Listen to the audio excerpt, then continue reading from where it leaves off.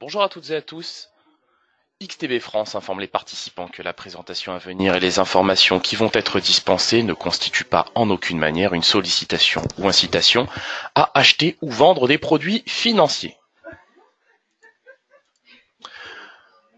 Voilà, donc nous commençons avec le calendrier économique de ce mardi 20 novembre et vous l'avez à l'écran, on s'intéressera à plusieurs éléments du calendrier économique aujourd'hui. Nous avons déjà pris connaissance de l'indice des prix à la production ressorti en ligne avec les attentes au titre du mois d'octobre à plus 0,3%. En rythme annualisé, cette même statistique est ressortie en hausse de 3,3%. Donc évidemment, l'indice des prix à la production progresse, ça laisse évidemment présager que l'inflation en Allemagne est appelée une nouvelle fois à progresser sur le mois, enfin sur la même période, c'est-à-dire au mois d'octobre, et même dans les futurs mois d'ailleurs, novembre et décembre. On s'intéressera ensuite au discours de Mark Carney, donc discours de Mark Carney qui se fera dans le cadre de la présentation du dernier rapport relatif à l'inflation au Royaume-Uni, ou plutôt oui au Royaume-Uni. Donc évidemment, statistiques, enfin données majeures, discours très important, d'autant que ça se fait dans un cadre politique très instable au Royaume-Uni. Du côté des États-Unis, on s'intéressera au secteur de l'immobilier et au secteur de la construction d'une manière plus générale, avec la publication des mises en chantier du mois d'octobre et le nombre de permis de construire délivrés toujours au mois d'octobre. Donc statistiques évidemment attendues ce jour à 14h30. Beaucoup d'attentes autour de ces deux statistiques, d'autant que l'indice de confiance des promoteurs immobiliers hier est ressorti nettement inférieur aux attentes. Donc évidemment beaucoup de focus aujourd'hui sur cette statistique. Et la séance du jour évidemment s'achèvera avec la publication des stocks hebdomadaires de pétrole. Donc les premières estimations de stock hebdomadaire de pétrole pour la semaine terminée au 16 novembre. Alors évidemment, focus une nouvelle fois sur les prix du pétrole, d'autant qu'hier, on a terminé en hausse de 1,5% à 56,76 dollars le baril.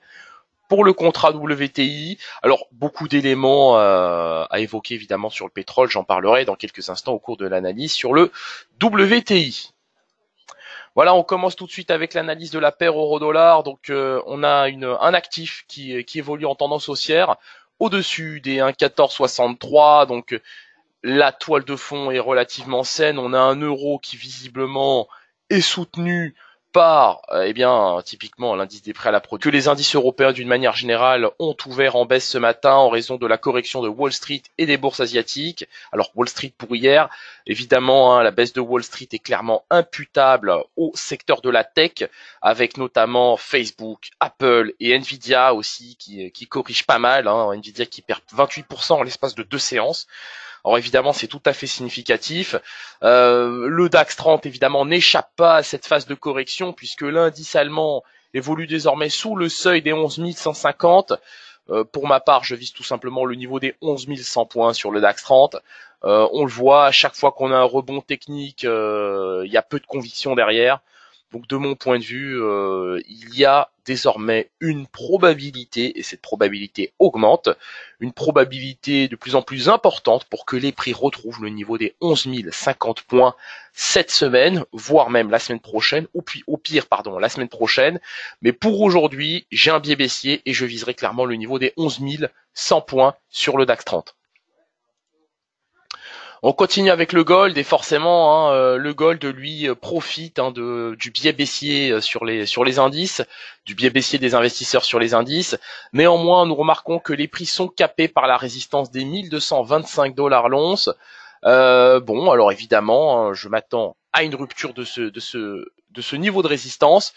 Mon objectif est clairement le niveau des 1228 à 1230 dollars l'once pour aujourd'hui. Je pense même que nous sommes susceptibles cette semaine de faire une incursion en direction des 1233 dollars l'once sur le gold. On continue avec le contrat WTI. Alors évidemment, c'est un actif sur lequel il y a pas mal de choses à dire. Hier, on a eu une séance hautement spéculative sur le WTI. Incursion sur le niveau des 55,3, rebond en direction des 57,50, le tout pour finir sur le niveau des 56,76 dollars le baril, soit une hausse de 1,5%, 0,53% pour être précis. Outre le repli du dollar américain, les cours du pétrole ont été soutenus par les rumeurs d'une possible réduction de la production pétrolière des pays de l'OPEP. C'est vraiment cette annonce qui a propulsé les cours du WTI sur le niveau des 57,50.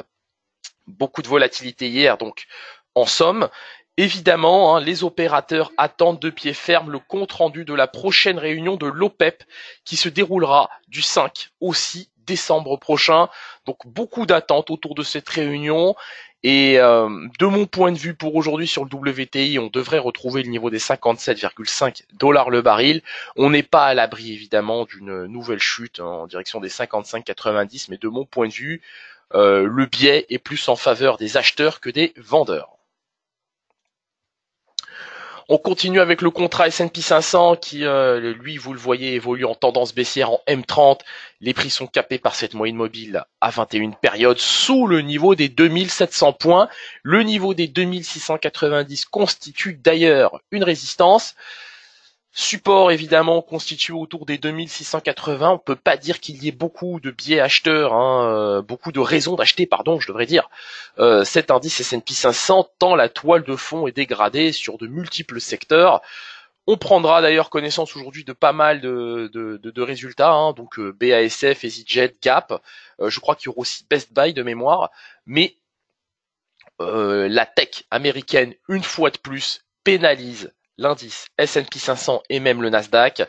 Alors le Nasdaq est bien évidemment un peu plus pénalisé que l'indice S&P 500, mais le socle une fois de plus de la hausse de l'indice S&P 500 est de plus en plus restreint et désormais très restreint même, je devrais dire.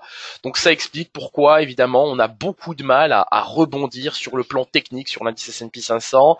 Il y a la toile de fond commerciale qui explique la chute évidemment, la récente chute des indices. Bon, on l'a encore vu ce week-end au sommet de l'APEC, ça a été très compliqué entre Mike Pence et Xi Jinping, beaucoup d'invectives de part et d'autre d'ailleurs. Alors, je ne développerai pas tous ces points dans ce format de Good Morning Market, mais évidemment, il y a quand même pas mal de raisons d'être inquiet sur les indices hein, d'une façon générale. Voilà, donc ça explique pourquoi l'indice S&P 500 n'arrive pas à retrouver des couleurs de manière pérenne.